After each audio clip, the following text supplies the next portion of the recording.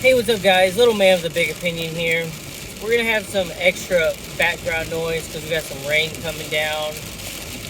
Uh, I didn't know that this winter storm coming in for me um, is called Winter Storm Landon. So, if they meet a certain threshold of being cold, how long they're prolonged, whether or not they bring snow or ice or anything, then they get a name designation. I don't know if it is similar to hurricanes, uh, because if it is, then Landon is L, which means I feel like it's a nationwide thing because we haven't had anything near as bad as what's coming in. Tonight, where it's supposed to be in the high 20s, and tomorrow, at the peak level of sun, we're barely breaking into the 30s. Uh, Predicted snow, sleet, and it'll be even colder tomorrow night or Friday night. No, tomorrow's Thursday. Thursday night, Friday night, I think it will be the coldest night for where I live. But that's your little, news update on that. They've already canceled school, so I'm not going to work tomorrow, which is pretty good. It's always nice starting your weekend early, but we might not start our weekend early because they only announced closures for Thursday and not Friday. Uh, Prepping news story of today. Uh, they're calling it the Honkening, that Canadian trucker protest, which they're still calling it a Canadian trucker protest. Their prime minister has said it's a fringe minority group. Um, but I'm pretty sure I've seen from the video footage of people, live streaming it and, pictures, videos, images that have come out. There are more people on the ground, supporting this, not in a giant truck, than there are truckers, from what I can tell. And the reason why I bring this story up is, we're several days into, um, when they said it was 30,000 truckers, they said it was roughly 20% of their trucker base. And according to their statistics, like 86% of truckers are already vaccinated. So based off of that number, roughly 6% of the truckers there are doing it against a mandate and not against a vaccine. The newest numbers that came out said it was about 50,000 truckers. So, that means we're adding another, 66% of 20%. So whatever, let's say it's 21, so about 6.5%. So now we're upwards of 32% of their trucker population is participating in this protest. They have raised funds on GoFundMe to take care of their costs and feeding themselves. So the truckers as individuals, as far as I'm concerned, as long as they're planned for getting the donations out, work, or when they planned this protest, I imagine some of the truckers had planned with some of their paychecks to extend, outside of them working.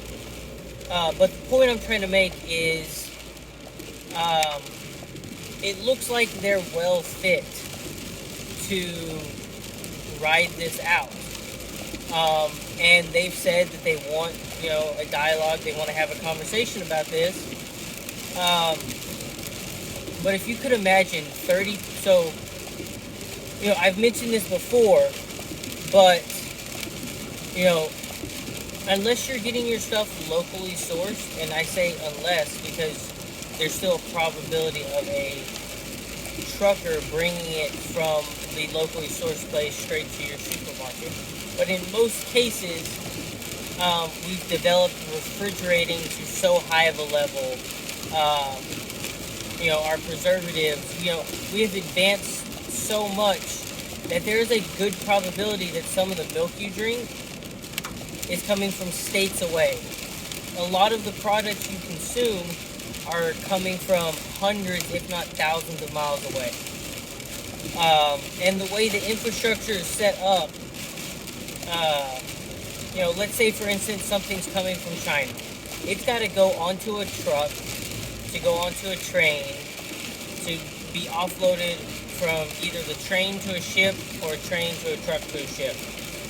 It goes across the ocean, and it either, in some places, it can immediately get onto a train. In other places, it's got to go to a truck to a train.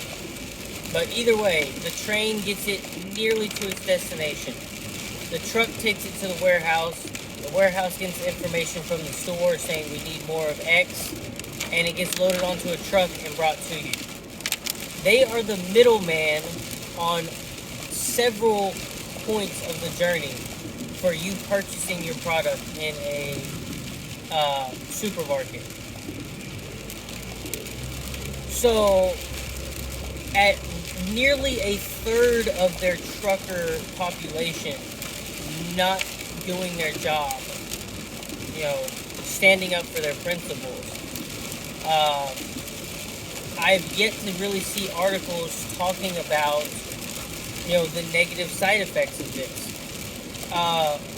And I really try to stay as, bipartisan as possible, because I think most aspects of prepping, to a certain degree, it doesn't matter if you're white, black, tall, short, male, female, Democrat, liberal, Jewish, atheist. I believe if you hold a certain level of intelligence, you should prep. So, the only political E that I'm going to get in this is the left-leaning government of Canada. They're doing their best to condemn this. They think they hold unacceptable viewpoints, which is a whole nother shell to get into on that. But the Ottawa police, they want the military to come in and break this up, because it's also causing a strain for them. You cannot go from one side of the city to the other, even if you started when the sun came up and you stopped when the sun came down. That's how big. They said this protest got up to 50 miles long. The longest one previous to this was 6 miles.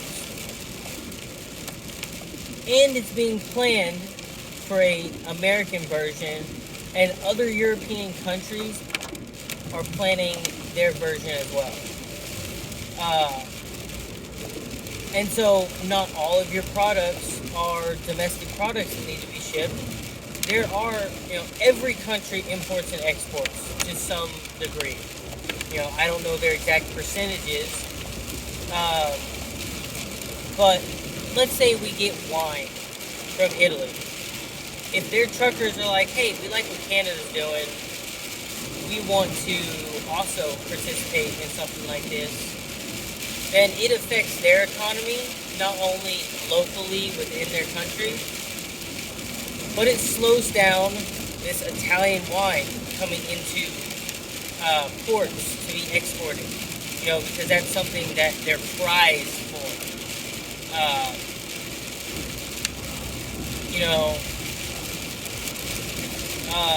Car parts coming out of Japan, same thing.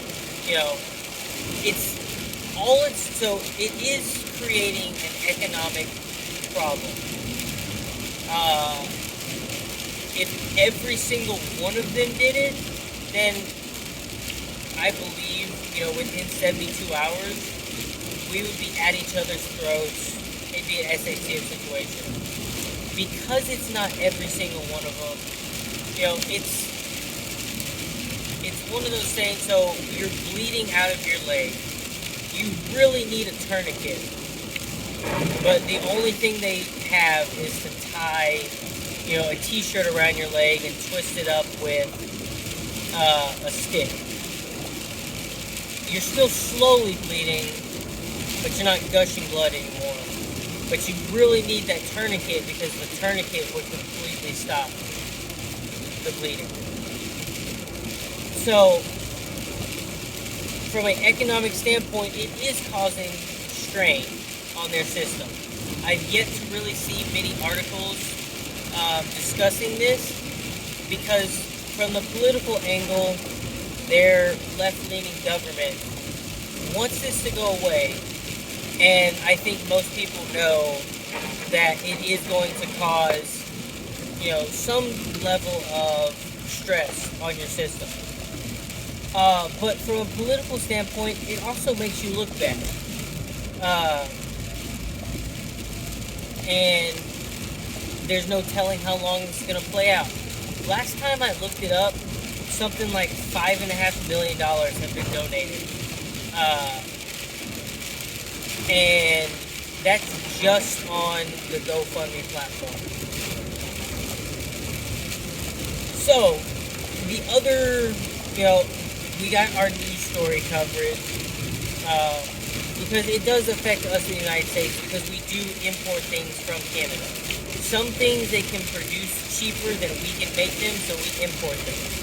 Some things they produce better, so we import it from them. That being said, the police forces in Ottawa, they want the military to break this up.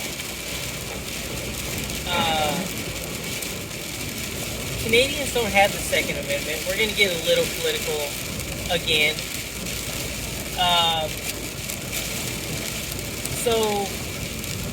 And the reason why the military has said no, they don't want to come in, is because they believe these truckers are armed. Now, what they're armed with, I have no idea. I mean, it's extremely difficult to get firearms in Canada. I mean, even if they had baseball bats and, knives, their military is still saying, there's going to be bloodshed on both sides if we have to come in and break this up. So imagine if they had firearms. And then imagine, if you will, just think of a viewpoint you hold that really isn't, political, or it's not in the big battleground thoughts right now. Let's just say, and I came up with this just now, that parents don't believe their kids, they don't believe pre-K or kindergarten should exist. The stuff you learn in that curriculum, you can learn in first grade. Parents want to nurture and build their kids more.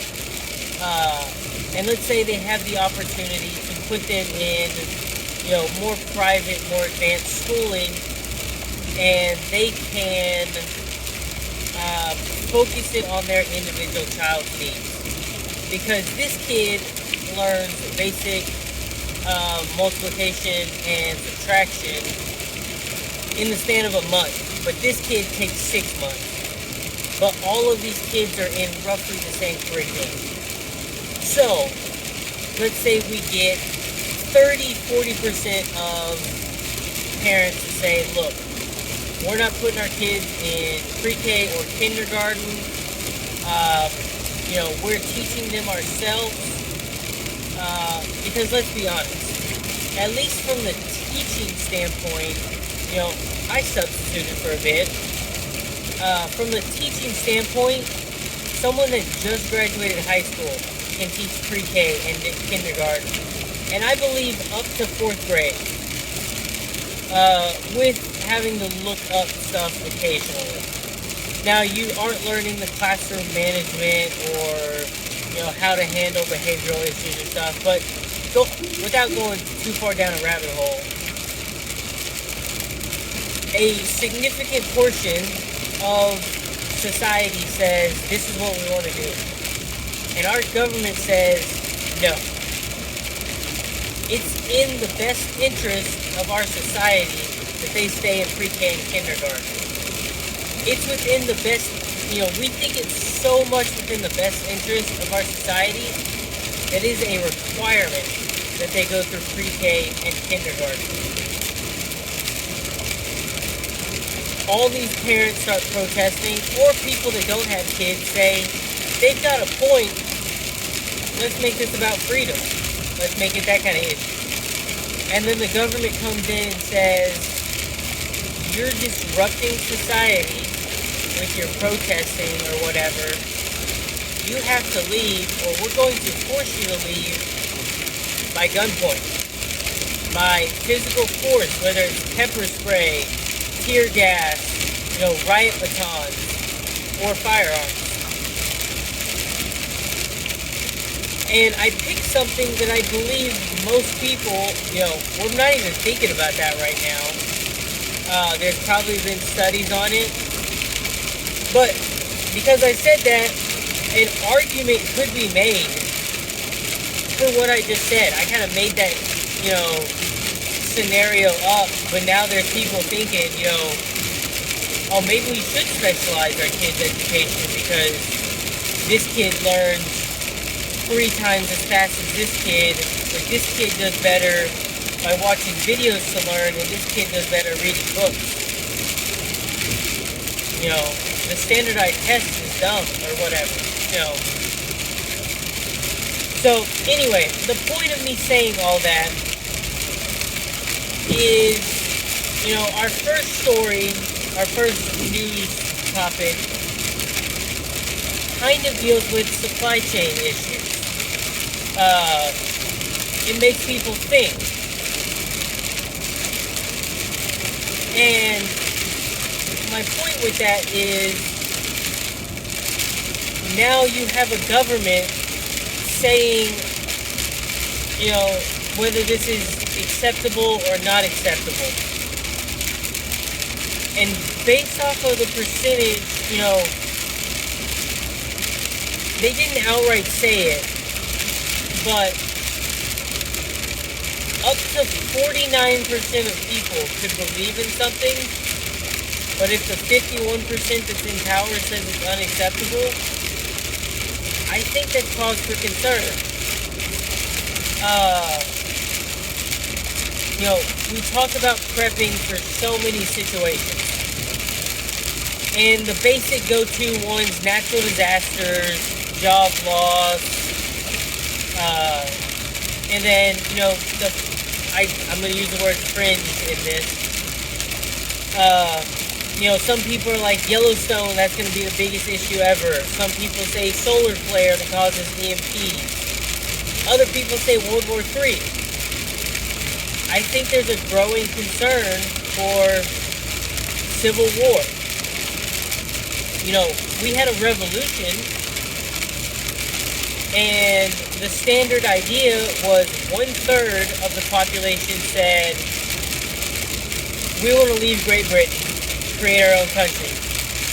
1/3 said, we're not leaving Great Britain. We're going to fight for Great Britain. And the other third said, let me take care of myself and my family and just leave me alone.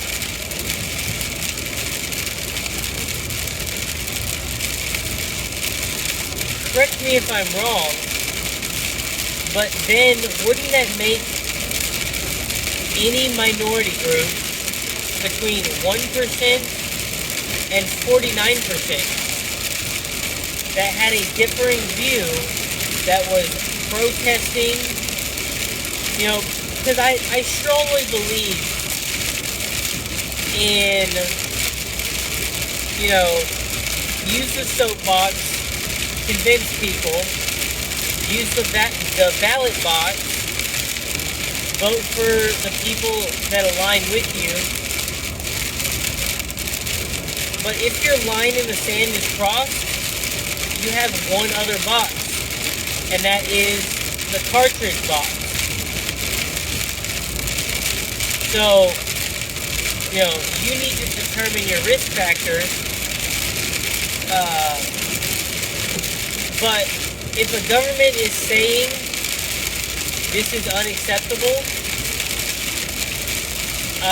and their idea has merit, it's got logic behind it, then that really sounds like fascism to me. And we all know how fascism has turned out. It's very similar to socialism as well. And we know how that's turned out. So pay attention to your news. Stay armed, stay equipped. I've said it before. Be capable of being the bully, but don't be the bully. Have the tools, equipment, and training to be able to whoop anyone's ass you can. Pardon my language. And then only do it if it is absolutely necessary. You're defending yourself, your friends, your family.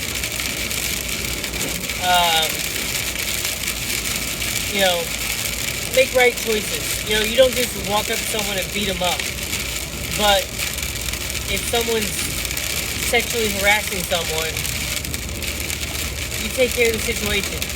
If someone is beating up someone else, you take care of the situation. I would go even further and say, you defamed my name. You're talking awful lies and you're being immoral. Whoop 'em.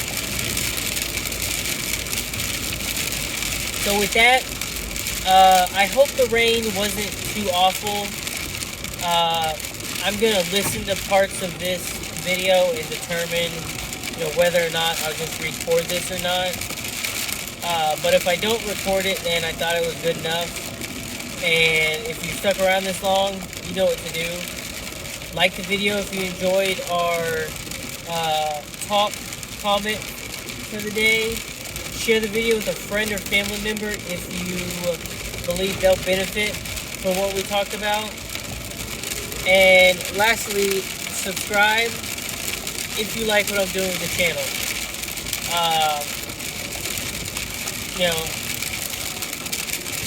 By the end of this year, I'd really like to hit that 1,000 subscribers.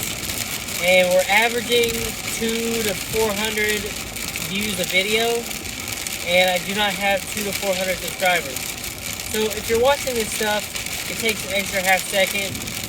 Just click the button for me, and my dearest thank you. And with that, I'll catch you in the next one.